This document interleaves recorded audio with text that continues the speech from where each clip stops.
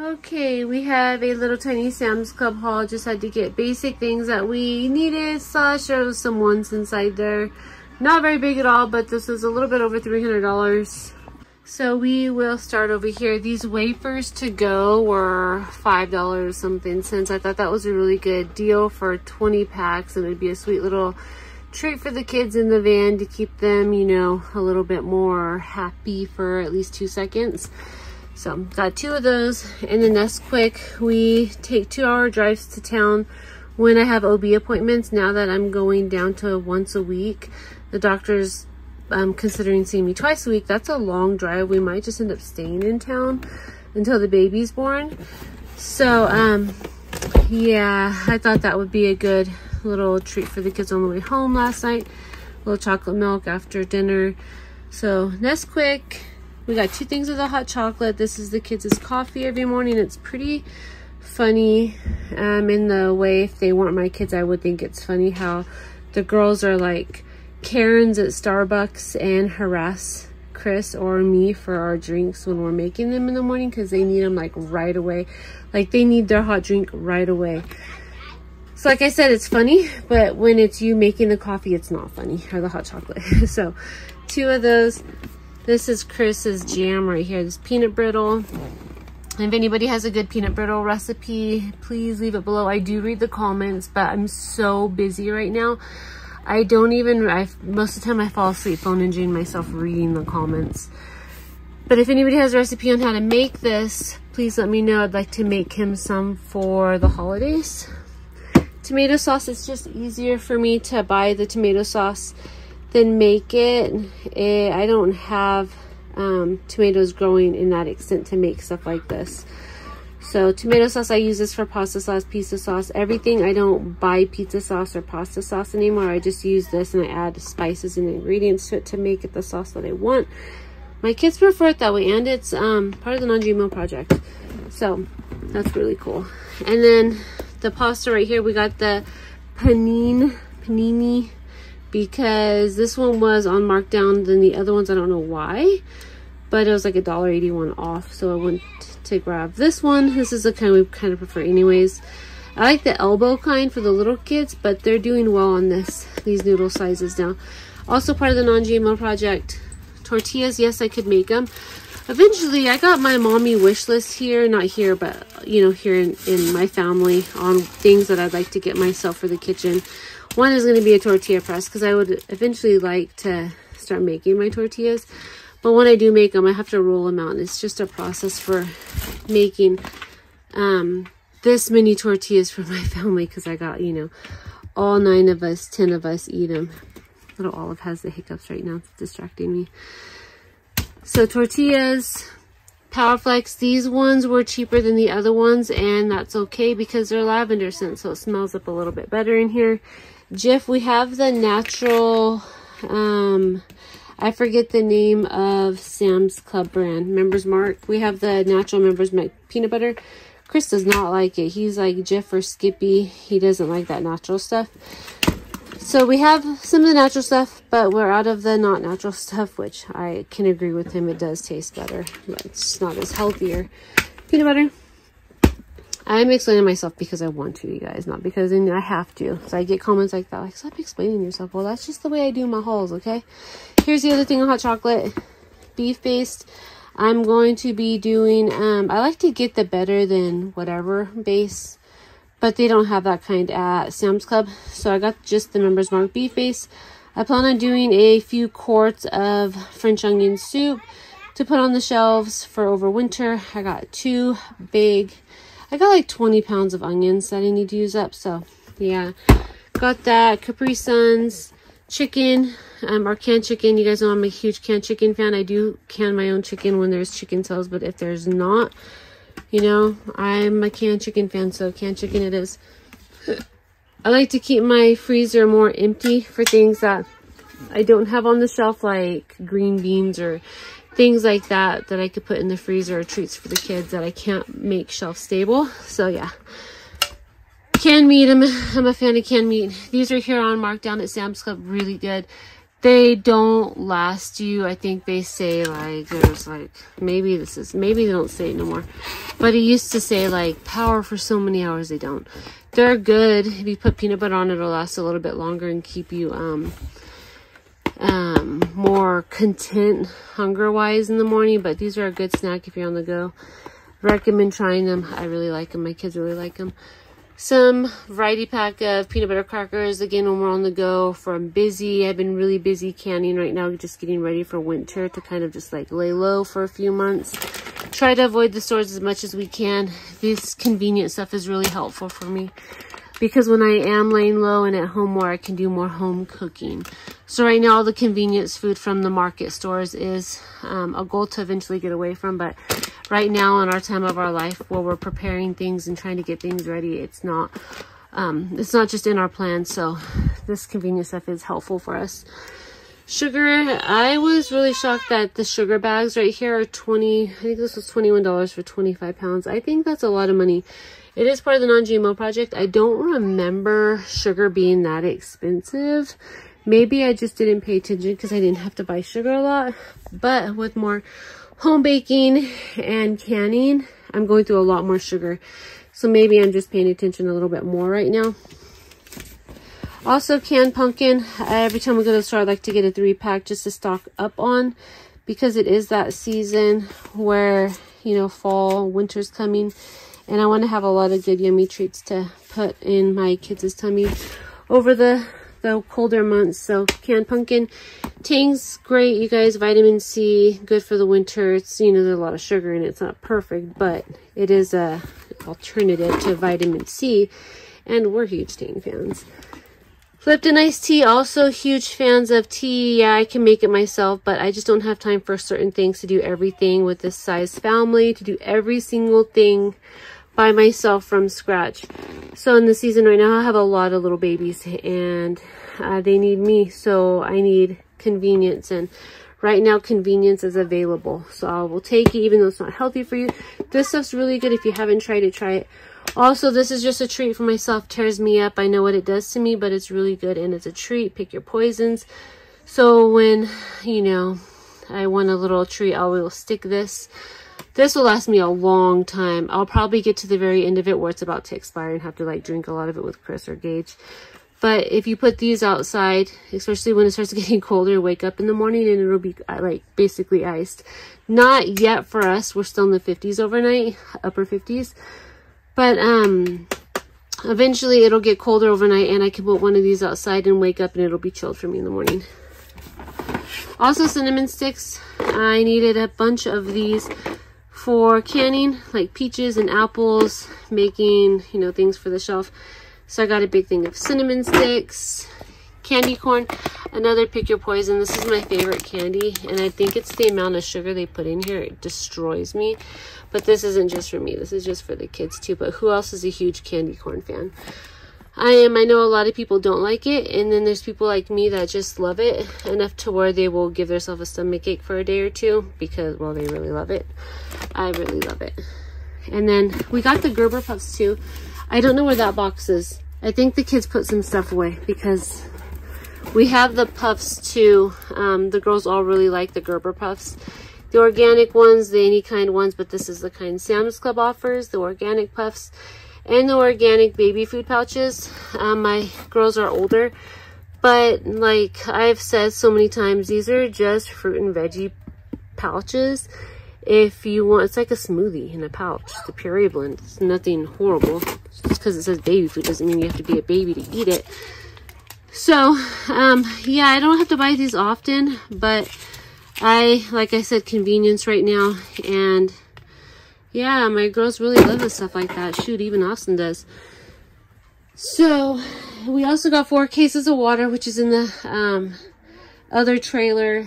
And that's our Sam's Club haul. We did get a thing of muffins for the kids to eat on the way home, as well as some croissants for me and Christy. Not like healthy croissants, if there's such thing, but the croissants that have like the cherry and the apple and the cheese filling in.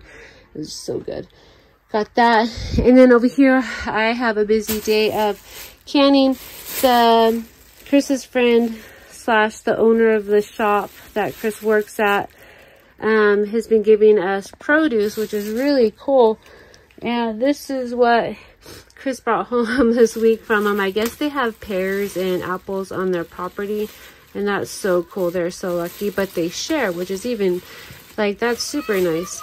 But there's a bag of really good apples. These are really hard apples still, so that's awesome. I don't know what kind they are. What kind do you guys think these are? I don't know, but there's a bag, and they even separated them for us. They said this is the good bag, and this is the bag you'll have to kind of cut the parts off. Still really hard. They're not squishy at all, but there's like wormholes. So I just cut the wormholes out and process these. I'll probably just do a whole bunch of applesauce and apple scrap jelly. If I had lemons, you know, at bugs out there. If I had clear gel or arrowroot powder, I would do some pie filling, apple pie filling, but I don't have that.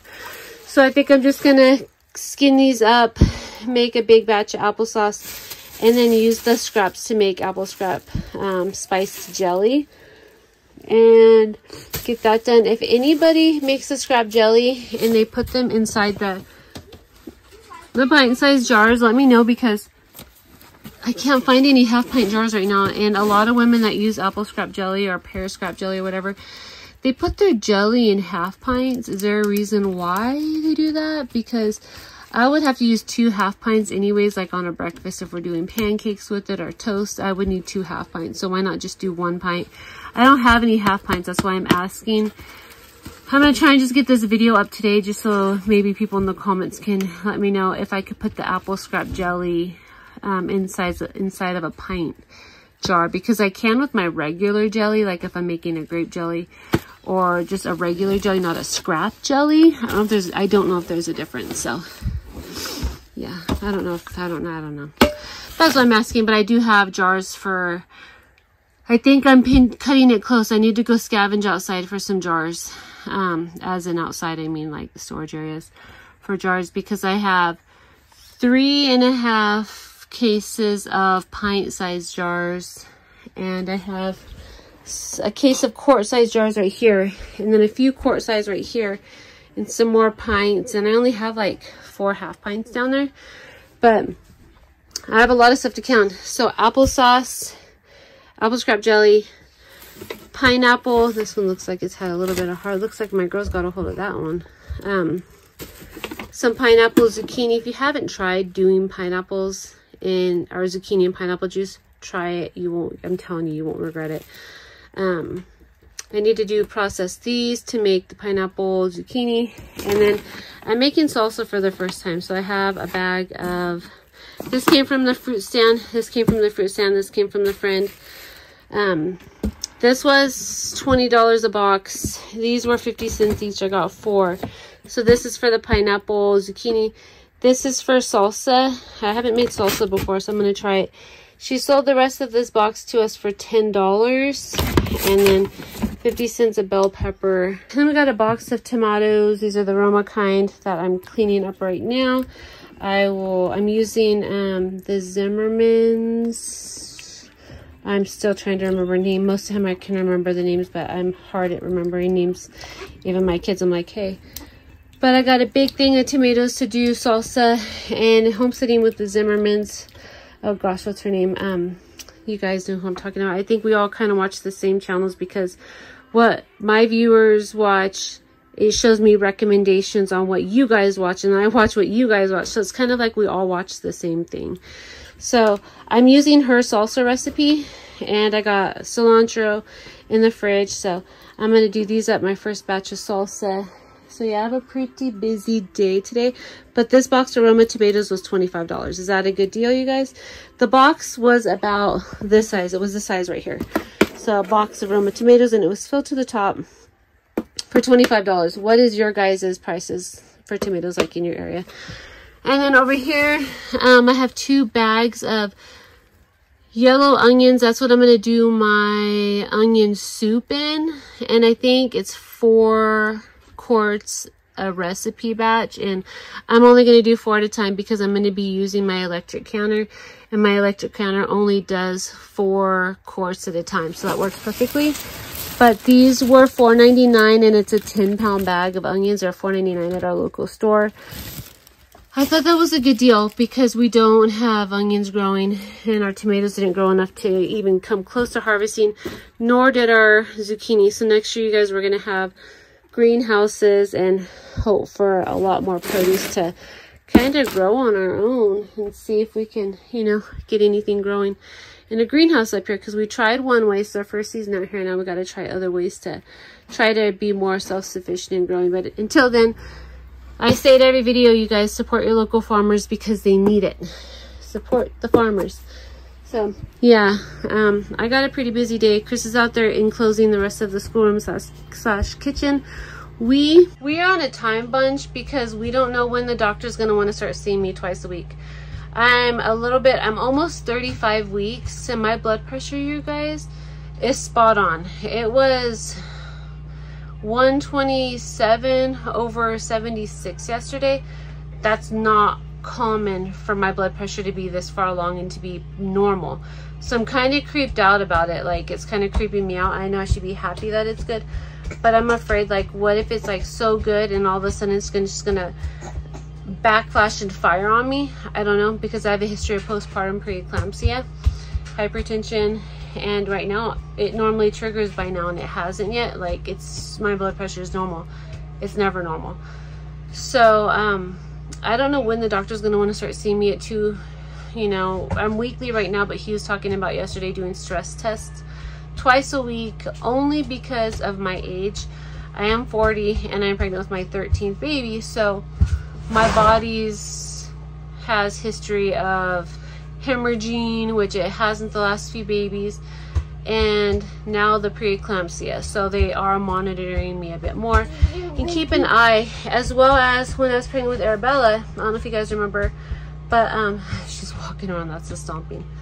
But I had really low fluid, like dangerously low atomic fluid, when I went in for my last OB visit, and that's when he sent me straight over to labor and delivery, and I induced me that day. I really don't want to be induced this time. Pitocin is pretty harsh, and I would like to try and do it natural. I've had natural births in the past, but the last few pregnancies I've cheated and just got the epidural, and I'm wondering if that has anything to do with my blood pressure issues or anything. You never know, you know, side effects, you never know. But I never had problems in the past until I started cheating and using the whole pharmaceutical things to get out of pain. So I really want to have a natural birth, and Pitocin's harsh. So I'm going to try my hardest to labor more at home.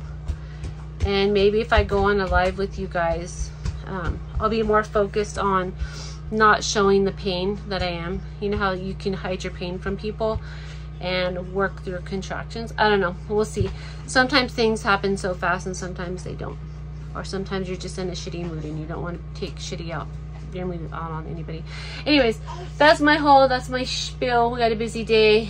We're counting down to it. I really want an outdoor shower. I don't want to be showering inside the RV because of the condensation and stuff like that. So there's some really cool outdoor showers that I found for overwintering that come with an electric what are they called, those heaters? Like, it's an automatic, that heaters run off propane and it heats up as you need it type of shower. So we have like the water jug, we just don't have the heater water thing yet. And of course I'll show you guys how that goes. Oh, that's major heartburn. But there's a lot of things I want to get done, and a lot of things that we've talked about last night. Take you guys along on that adventure. The heck was that, Beanie? Yeah, I'll catch you guys on the next vlog.